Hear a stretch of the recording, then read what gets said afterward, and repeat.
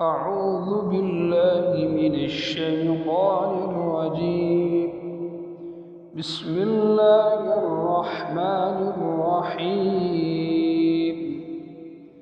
ألهاكم التكاثر حتى زرتم المقابر كلا سوف تعلمون ثم كلا سوف تعلمون كلا لو تعلمون علم اليقين لترون الجحيم ثم لترونها عين اليقين ثم لتسألن يومئذ عن